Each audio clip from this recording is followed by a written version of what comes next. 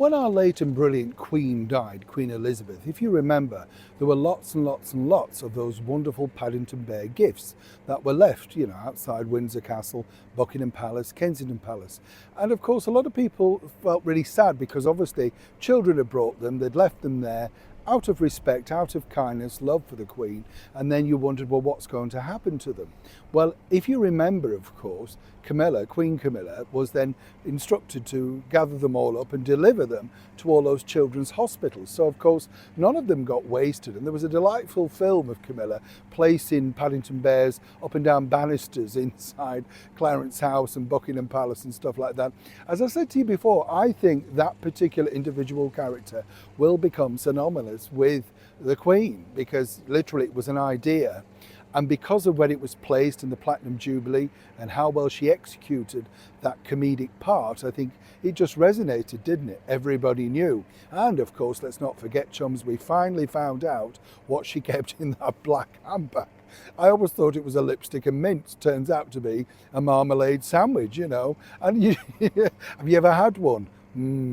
Yes, well, I did remember covering an event with Queen Camilla where there were some children there and they had marmalade sandwiches, and they had to have Hugh Bonneville from Downton Abbey was there, Lord Grantham, and both he and Camilla were desperately trying to get through a marmalade sandwich, but it wasn't the easiest thing at around 10 a.m. in the morning, but kids notice everything, don't they, if you don't like it, Don't you like it?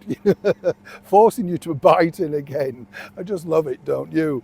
But a lot of people ask me many questions about the British monarchy, and I wanted to share this with you today so you understand what goes on. As ever, let me explain.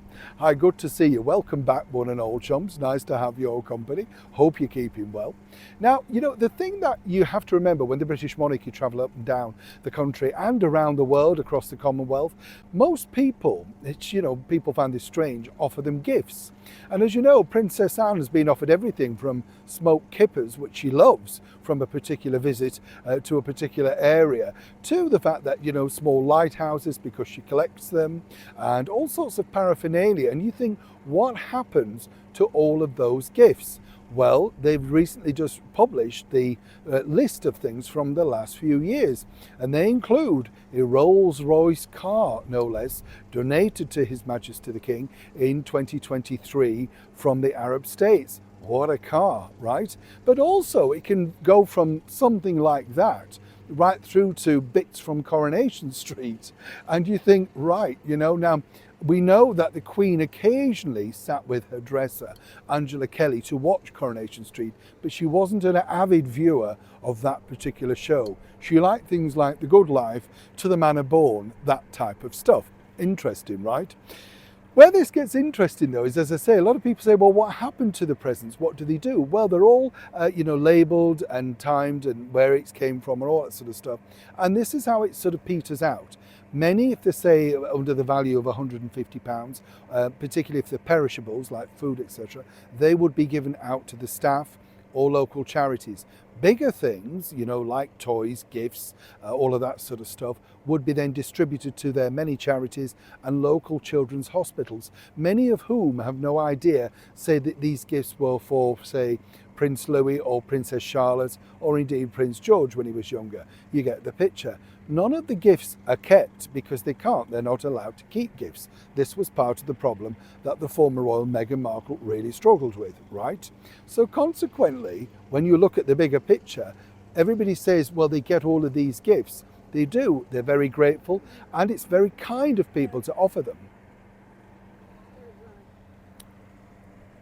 But of course they do, they get to keep these gifts, but they don't get to keep them as such, right? And so consequently, what you find is that everything's distributed. And if you wondered what exactly happens to the gifts of the British monarchy, well, now you know.